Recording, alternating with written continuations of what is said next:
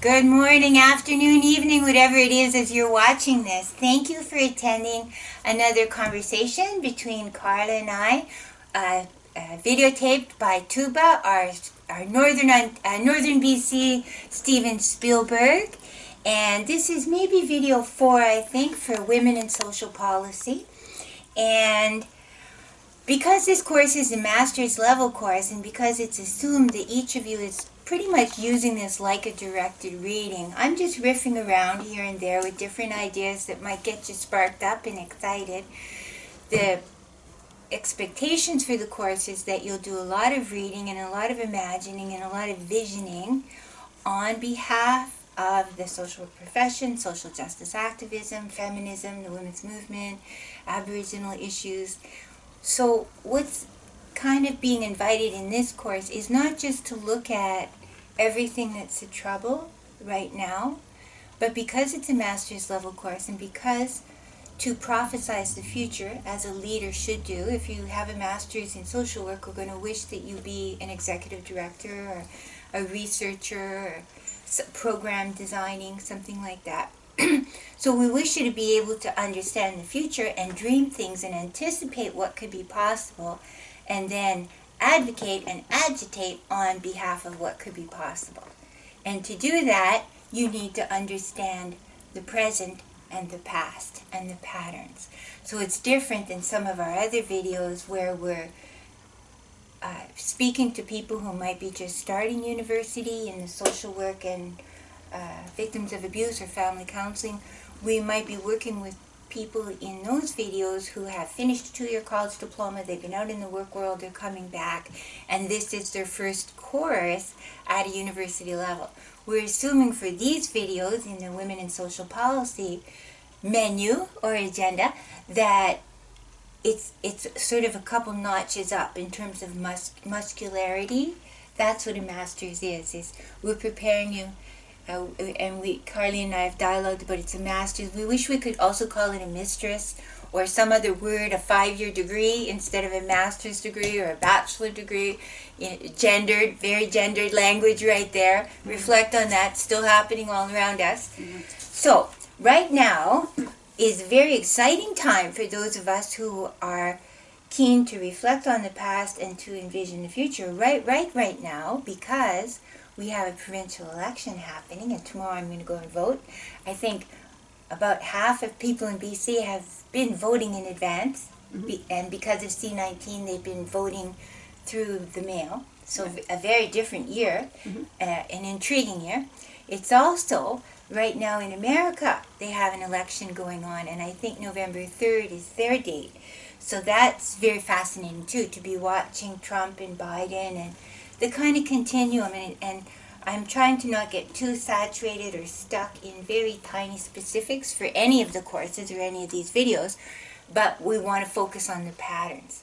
And the pattern we can see in America is a conservative agenda, a right-wing agenda, an ideology on this side that kind of says, making it very simple, the less government, the better. Government is just there to maybe do military to protect America and to do some basic things like roads. And everybody else should be doing their own thing. People should be valued for their rugged individualism, their independence, their right to not wear a mask, their right to catch C-19 if that's what they wish, their right to not use public health care if they want to die on a park bench somewhere because they're ill and starving. And refuse to get help. That's the way government should treat them. Government shouldn't be interfering with people's day-to-day life. Being a bit extreme, but that's the pattern on the conservative side, let's say. That and sorry, I don't mean to cut you off. No. But like I find that some people like frame it as that, but other people frame it as like almost that they don't feel that the government should help people that don't deserve it. Right, the judgment. Like, that exactly. if you've made children, you're 100% responsible for those children, and why are you coming to ask for a public school education or public health care for your children that you gave birth to out of your vagina? Even if my children also benefit from it. Right. Well, yes. So that's kind of the conservative. In general, feminism, women, and social policy, we're more on this other side of the pattern. This side of the pattern says we're all in this together. It makes the assumption on this side, the value assumption, that through our collective resources, throughout our collective life cycle, we can be way more powerful, we can be more efficient, we can be more accurate, and we can be more loving and compassionate. So, for example, if all of us take care of all of the children, then all of us will benefit, because you'll have less crime, and research has shown that. You'll have less poverty. If all the children in your whole nation get a grade 12 education for free, if all the children get good health care and their basic inoculations and things like that in the public school system while they're there, and maybe get free lunches so they all have good nutrition, this is more cost effective. For example, if you provided vegetable soup and bran muffins in every school for every child every year from kindergarten to grade 12, as much free vegetable soup as you want and as much free bran muffins as you want, all the children from that whole generation would have better nutrition. It's also incredibly cost efficient to produce. If your entire nation is spending money on producing the same vegetable soup, it might end up costing 6 cents a bowl or something, versus if every mother and father in your whole nation has to pack a lunch for all the kids and take the time and make it all individualized and customized. So there's just an idea. When you do things in bulk for your whole nation, if you gave out free multivitamins to all the kids in all the schools, again, a bottle of multivitamins wouldn't cost $20 as it might cost now when we go to Save On. Yeah, like $25 for just a little thing of women's pills that has iron in it, and that's Right. the difference. Exactly. If that was given out for free through the public system, we might be able to buy them as a nation for $3 a bottle.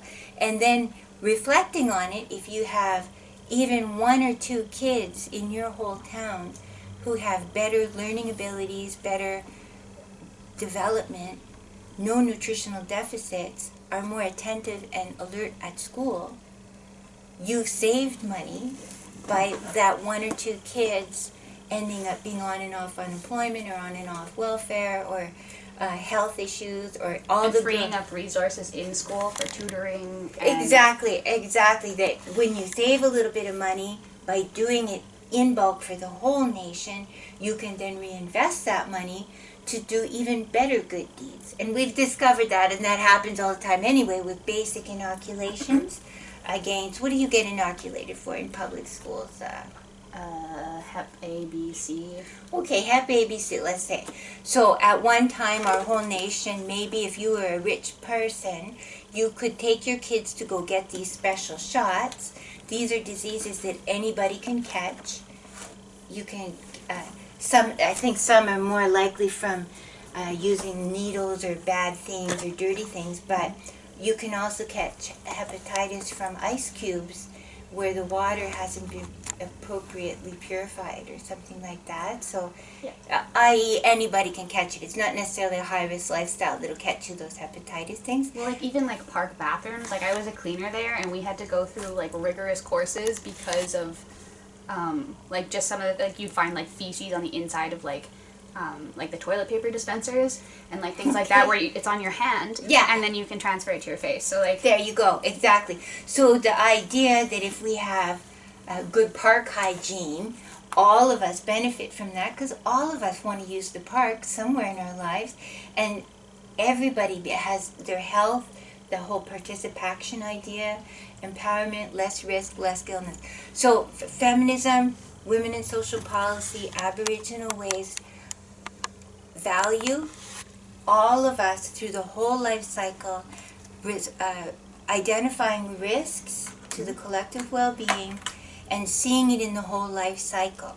So rather than saying, oh, why should I as a taxpayer pay for all the kids to get free soup, we say, well, what if someday I was unemployed and I was poor and I didn't have money to send my kid to school with a lunch? I want to make sure for my own self, for my grandchildren, my children, my neighbor, I want everybody to have free soup and muffins at school and orange juice, because not only somewhere in my life cycle may I have this risk, but my kids and my grandkids and my neighbors. Also, all those kids when they graduate will have more alert, healthy brains, and that helps our society. If even one person falls through the cracks and they turn to drugs, violence, alcoholism, or they get hepatitis and then they have to be on dialysis machines costing our society $50,000, $60,000 a year, hey, we can buy a lot of hepatitis inoculations for $50,000 or $60,000 a year, right? So it's a whole world view over here. Let's say this is kind of the NDP and the Greens over here in America. That's the Democrats, and that other view of rugged individualism, and everybody should pull themselves up by the bootstraps, and a harsh attitude when somebody does fall. So your son gets caught shoplifting, we should put him in jail, right? That punishment attitude, that rather than over here, it's about rehabilitation and exploring why did that person keep stealing stuff? Maybe because they're poor. Over here, we don't care why you stole, you broke a rule. Yeah, well, I think it's just like considering like that as symptomatic of something else rather than treating it as if that It's person the thing. obviously is inherently bad because they did something bad. Right, exactly. But And you these also, two, yeah, you had mentioned like talking about past and like future. So you had mentioned like talking about like your kids might have it or like you might be poor.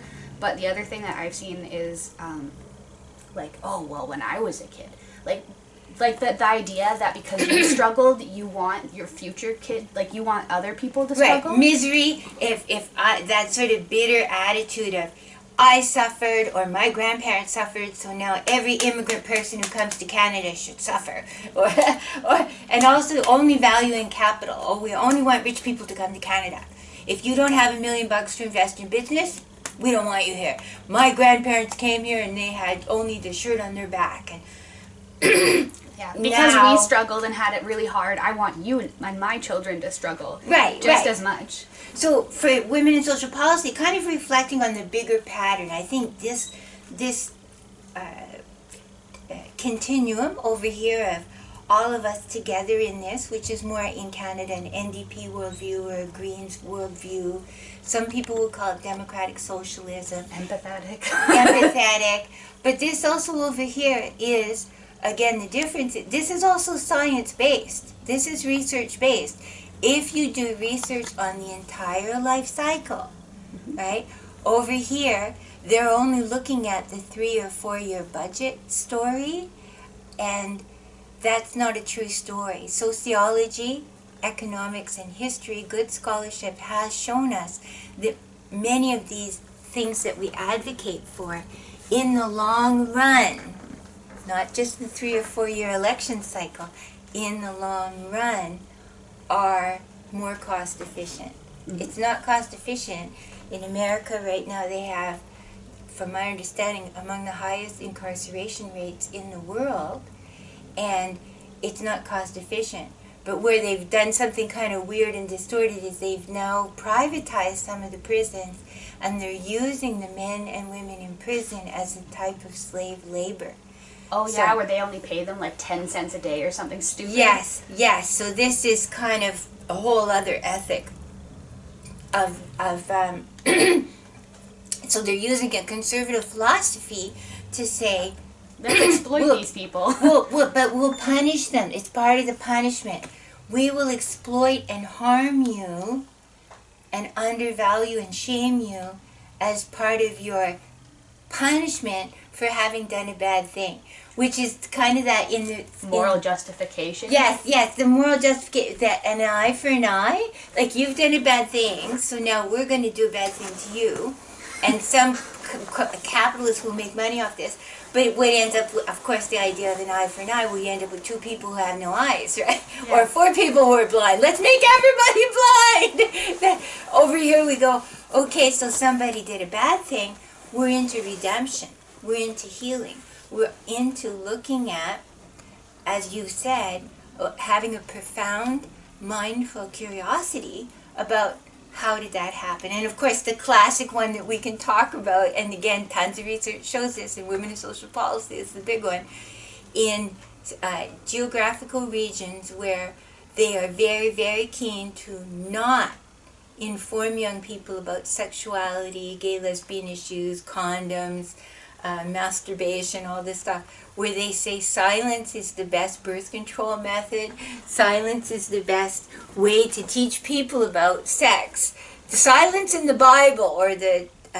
Because that's worked so well with other issues like bullying. Right. So what we know, research again has substantiated this, is that those communities where no information has been given, and no resources, like no free condoms and so on, those end up being the communities with the highest single mom pregnancy poverty rates.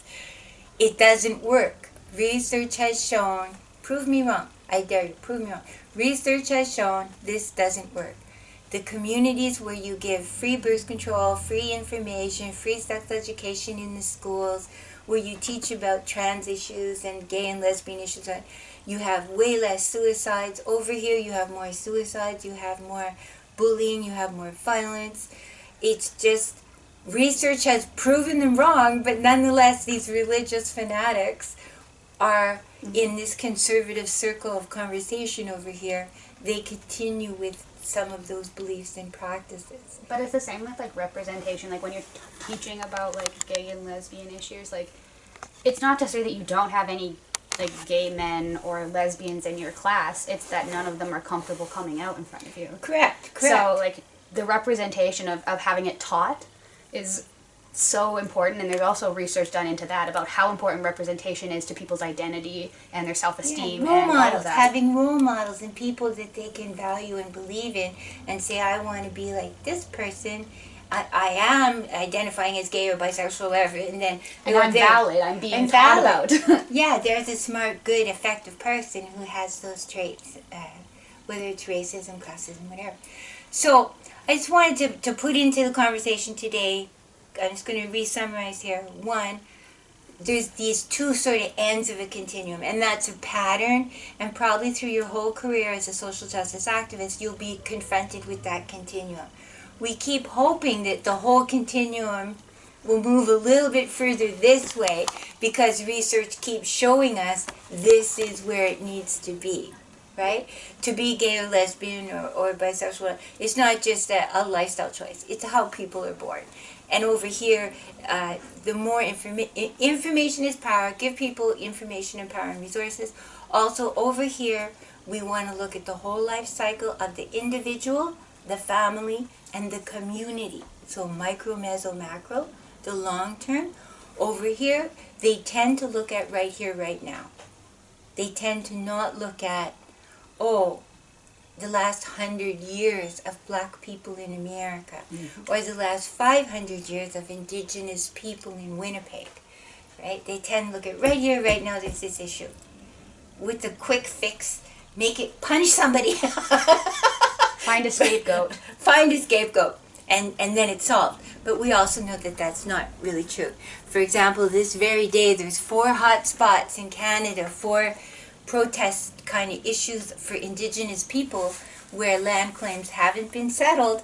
And right here, right now, the fishery in Nova Scotia, for example, the 23 years ago, after some big court case and a lot of complications and decades of discussion, some justice said indigenous people have the right to fish for crab in their geographical area if it's for modest self-provisioning. And so that's what they decided 26 years ago. And now it's flared up again because they didn't define what do you mean by modest self-provisioning. and the settler fishers are way overfishing, and there's way more of them. And right now, settlers taking more than they need. What a concept. Right. And breaking it into us and them. Again, that's a pattern over here. Is us and them. Creating an outgroup to blame. Exactly. Over and here. collectively hate. Yeah, over here it's we and we.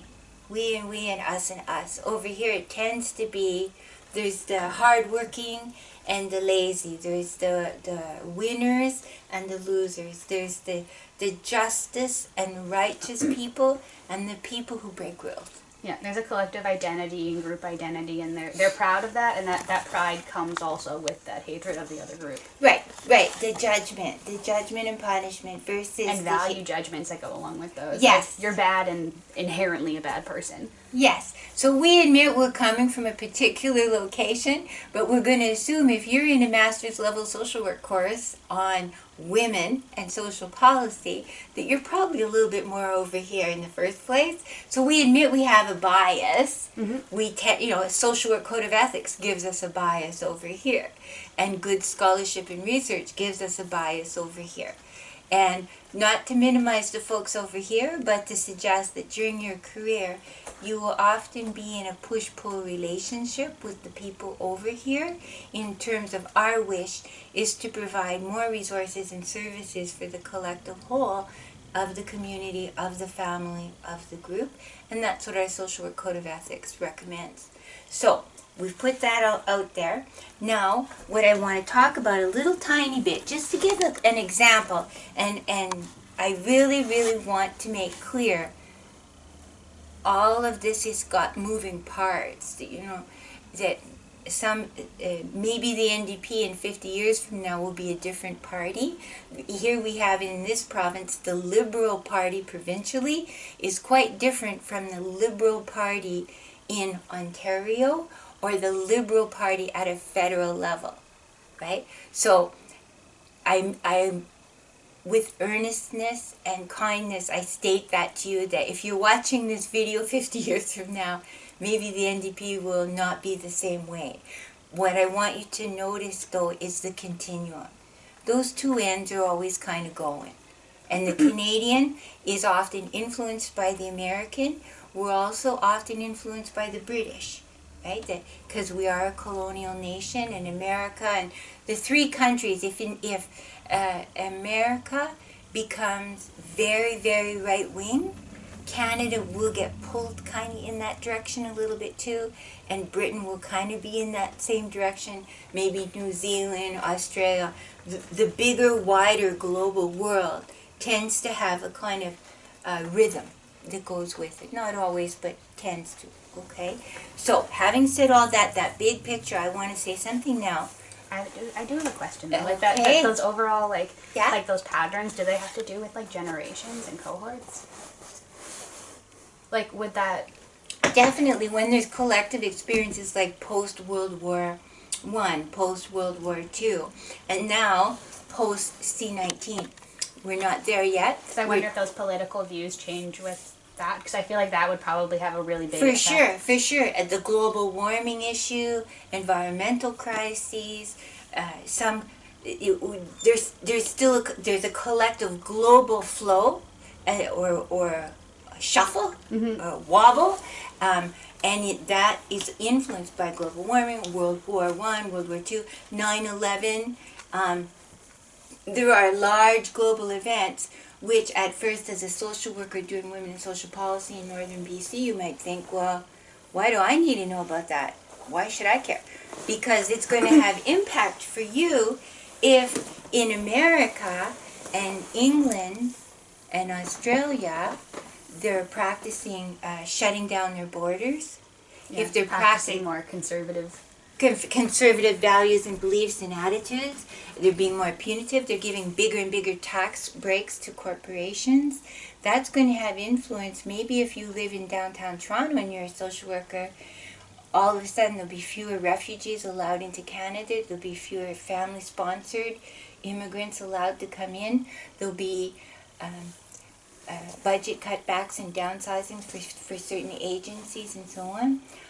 On the other side of it, with let's say C-19 right now, There's been thousands and thousands and thousands of elderly people in the world who've been in these for-profit care homes. And there's been another spike in the last couple of days in Quebec about elderly people dying and catching C-19 in care homes. And it's also now started to, the pattern is they're seeing in prisons, in other of these group homes, homes for special needs people. Places where we save money and stretch people thin. Right. Places where we pack people in, we try to save money, we don't value the care work that disproportionately is done by women and people of color, and contagion effect, and not keeping the places as clean as they should be. And your example of the back of the toilet paper roll thing, there could be feces there, and there could be disease lurking in nursing homes, prisons, places where you're not cleaning up in a brilliant way. All of a sudden all the staff are sick, and then the families of the staff are sick, and then the people who were on the bus with the staff member who was going home, they're sick, and then people can't get on airplanes because one of those nurses or doctors got on a plane, and so on, right? So we're coming, I think that what you said about the international global generational patterns, people from this generation will be changed for sure. My grandma and grandpa, having lived through the Depression and being very, very poor people, my grandma, all the rest of her life, she saved string, she saved elastics, she saved paper bags, she folded up when they would have their supper. They would take everything after supper, like the little 3 extra baked potatoes or little, 4 carrots, and they'd wrap them in a piece of tin foil and put it in the fridge, and that would be for lunch tomorrow. Or they saved all the food because of the Depression. Mm-hmm. People who lived through that era. Those large global events will adopt those kind of conservative views. Not necessarily conservative. They are shaped by it and they respond a certain way. Yeah. Right? And I think the people from this C-19 thing, the people who are in their formative years, who are in their, let's say, late teens to 30s, that generation of folk will be a lot more conscious of washing their hands, the distancing, hygiene, the back of the toilet paper thing, the idea of being, all of us are in this together, that they'll have seen things differently, and that will shape their whole life, consciously or subconsciously. So in Women in Social Policy, we want to be thinking about all of these things all the time, because we want to have visions, we want to be leaders with a degree in a master's degree in social work or gender studies. We want to say, what has been the pattern in the past? What is happening now globally? What is happening in the future? I want to lead those movements rather than be just a follower or a shuffler behind, as a person with a master's who's taken a course in women's social policy. So given that there's an election, I'm going to just do a little thing here for the remainder of this video. This is a smart little summary. Here's where BC parties stand on homelessness and housing. That's another big issue right now across the whole wide world, not just in Prince George, not just in my back alley, not just in my front area here, not just in my compost pile with the needles and the fires and so on. These are the whole wide world, and what are our politicians offering to do about that? And do we stand with them, or do we challenge them and ask them questions? So I'm going to just read some little bits out of this. And again, I'm not specifically talking about right this moment only and exclusively, but that pattern that I wish people to ponder, and how do we push patterns in a good direction over here, or how do we slow it when it's trying to go that way to the conservative. So they've opened this article. This is by Jen St. Dennis. It's in Prince George Matters on Facebook thing. It's a crisp fall morning and cyclists are whizzing through Strathcona, a Vancouver neighborhood of brightly painted heritage houses and quaint corner stores. And the article talks about more than 100 residents have gathered because they're protesting and demanding from the 3 levels of government to step up and do something about what is being called now homeless tent cities. homeless encampments. So if we don't provide, over here, if we don't provide affordable, subsidized housing that's safe and clean and reasonable, what's going to happen is people will live on the streets, they will turn to crime, they will turn to drugs and alcohol, they will turn to violence, and they also will turn to tents. There's no way around it. That's what humans do. That's happening in Australia, New Zealand, Ottawa, Prince George, Vancouver. That's the pattern. So then what's our response to the pattern? Over here, the response might be arrest them. Arrest them and move them. Arrest them and move them. And what's going to happen is they just get out of jail and they're still homeless. We know that. Research has proven. Well, research has even proven that some people commit crimes literally just so that they can get 3 meals a day and have a bed to sleep in. Right, so when it's 40 below. Yeah, exactly. And how intelligent of them. That's exactly what I would do. You sure showed them. Exactly. So, this is talking, again, the continuum here. Homeless lives matter. On this side, they're saying homeless lives matter. Homes now. If you want people to stop doing this encampment stuff, perhaps they need a place to stay. they It's need not a a place camp. Exactly. So what do the political people say here? They're saying, and I feel this because we've had fires right in my own yard here at the back. So this is a quote from someone who owns a home in this geographical area. Quote, "There have been endless little campfires, fires in the tents. They have fights. Pepper spray is every day on people. There are many gangs, and it's too close for the problem street people to be calm and have a normal life." So this person's demonstrating some respect for the street people and the homeless, but saying because of the gangs here, the fighting, the violence, the pepper spraying of each other, I'm freaked out and I want you to solve this problem. I feel it. In addition, and at the same time, we have COVID-19. So we have that, and we also have the opioid crisis. So in these little tent cities or tent villages, what happens is 100 people who have no homes, they set up tents, they set up in a way a cooperative, or some aspect is cooperative. And sometimes the police in the community will say, okay, well if you do all your crap over there, and you stay away from us, we'll be okay with this. But when it starts to expand and leak and creep into the housing areas right next door, It becomes problematic when it starts to affect you. it does. Yeah. In fairness, people don't want you with gangs and violence and pepper spray and starting fires. So this is this long article. And of course, what do we know about C19? C19 is spread through moist air.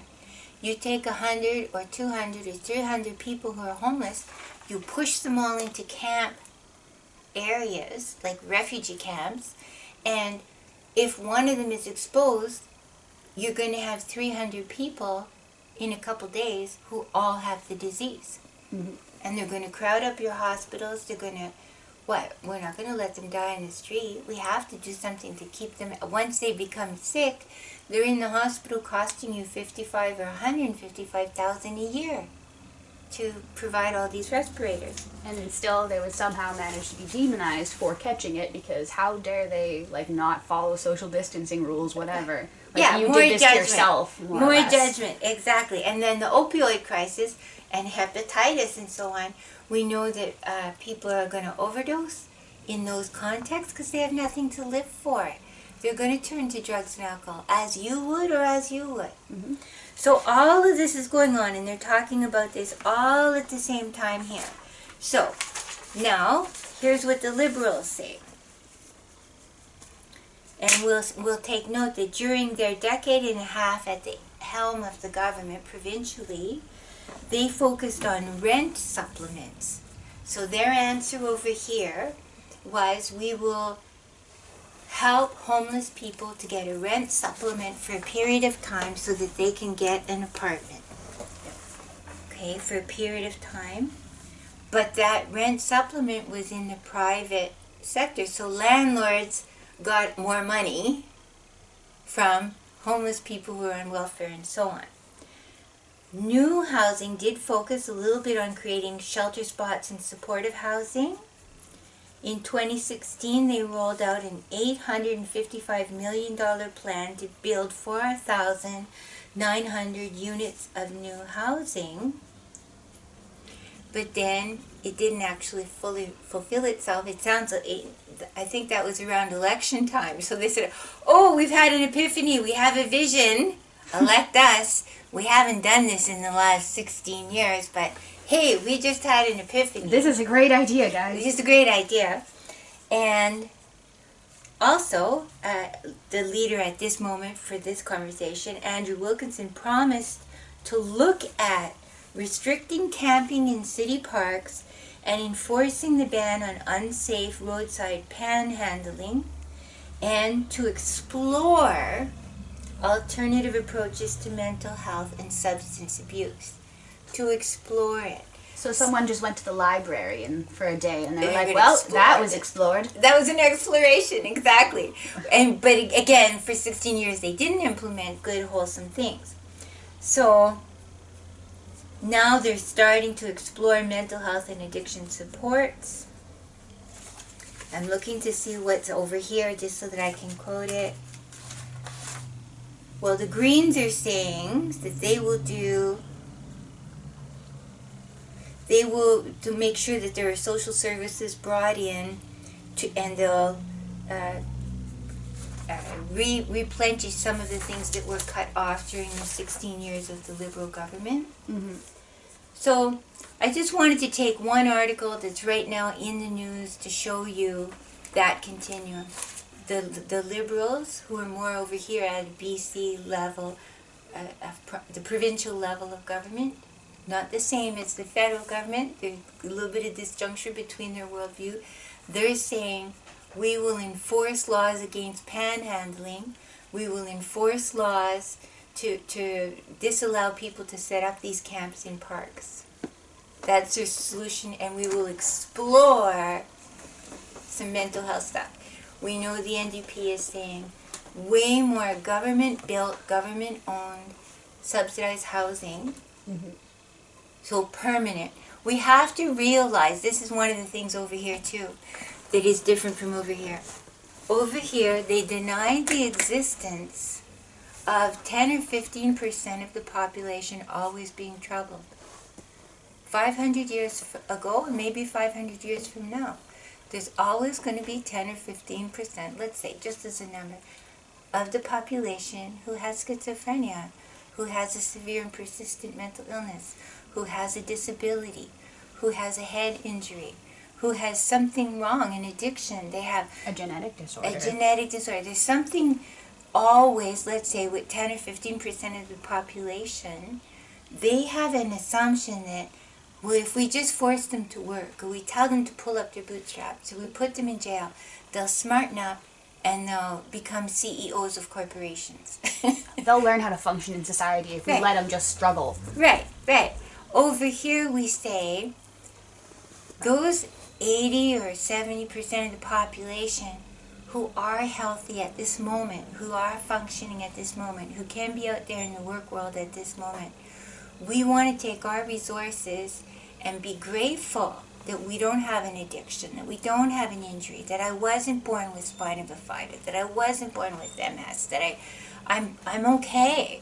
I want to do the work in the world that I can do and throw some money into the collective pot, because I recognize there will always be 10 or 15 or whatever percent of the population who needs subsidized housing, who needs support and encouragement, who needs a treatment program.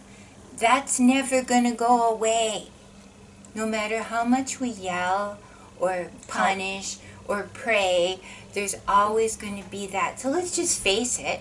Let's just deal with it and create the programs and supports to make it as merciful. Thankfully, I wasn't born with schizophrenia. I'm grateful for that. And I feel sad for this person who was born with this. So face the truth that research shows us. You can't cure schizophrenia with jail or bootstraps or praying. Just like I have brown eyes and that's the way it is. I could cover it up with contact lenses, but it is what it is. And there is always going to be a portion of the population who needs support. So in your Women in Social Policy journey, and whatever issue each of you is doing for your major assignments for this course, I want you to reflect on this continuum that's always been there and always will be there, perhaps. I hope that the continuum keeps moving this way as research proves. People with mental health problems, it's not just they have a bad attitude. A person with profound clinical depression, it's not just they're lazy. And yelling at them and saying, you're lazy, you're lazy. They're not going to go, oh, you're right. Now I'm a cheerful person. Let's go. That's not going to happen, right?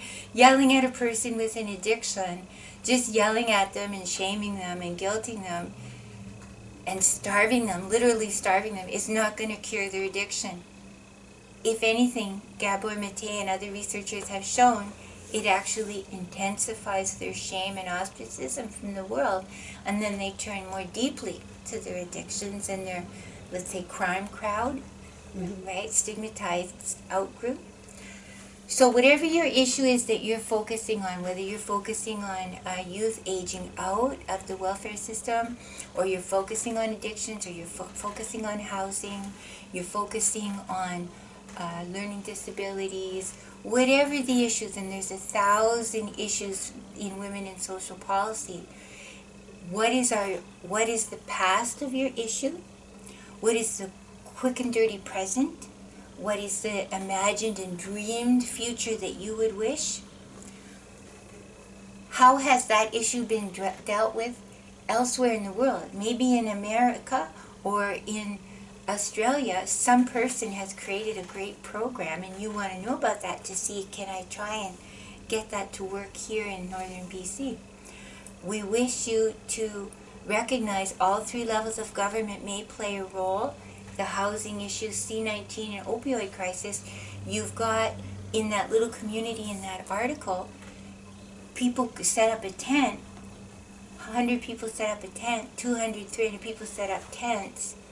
To make that tent problem go away is going to involve, because you have all 3 levels there, you have that's a municipal issue, the person 1 block away who says, hey, I pay $4,000 a year property tax to make my community a happy, good place. I also do 50 hours a year of volunteer work to make my community a happy place, and what I've got is people breaking into my house, scaring my kids, throwing needles on my yard, setting fires.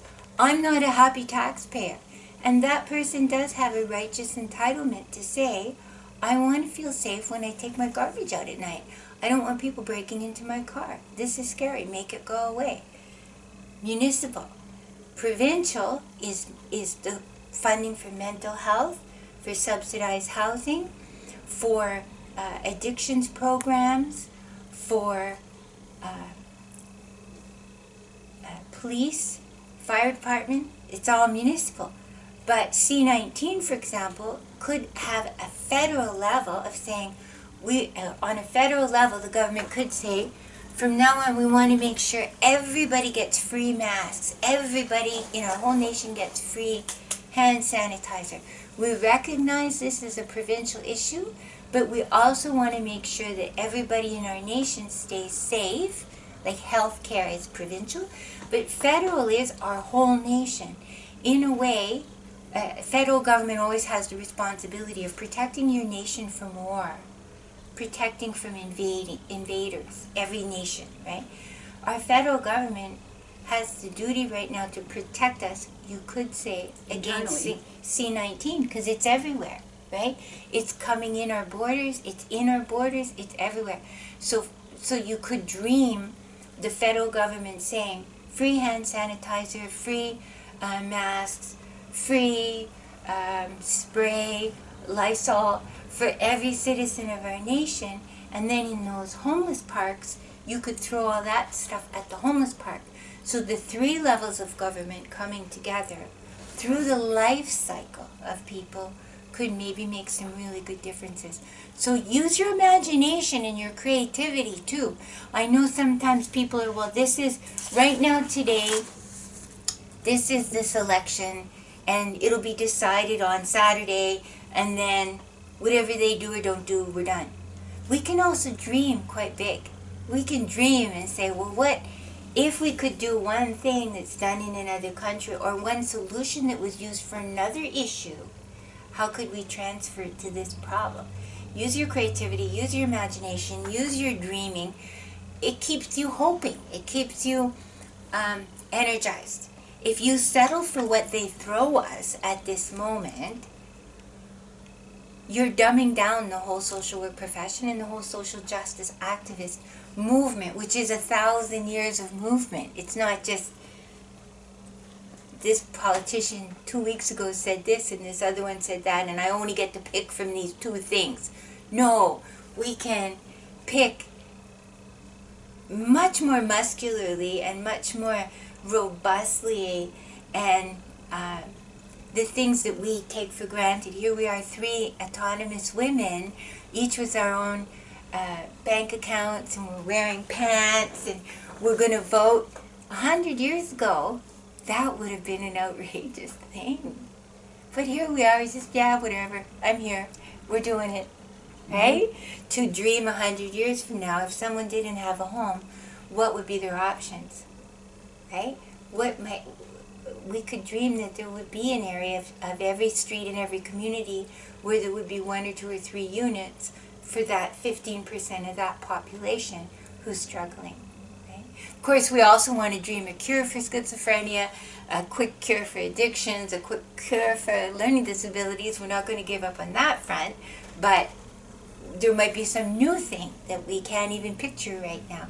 As 50 years ago we didn't know about AIDS, and now there might be, there's people who have HIV, AIDS, and who at one time people would die very quickly from that, and now people are living another 25, 35 years. Maybe we'll end up needing elder care homes for people who have HIV, mm-hmm. who are ill in their later stages or something, right? Yeah. We don't know. So thank you for attending our video. Women in Social Policy, thank you for signing up. Mm-hmm. Thank you, Carlene. Thank you, Tuba. Thank you to the beautiful birds out there who've been singing and dancing this whole time while we've been talking.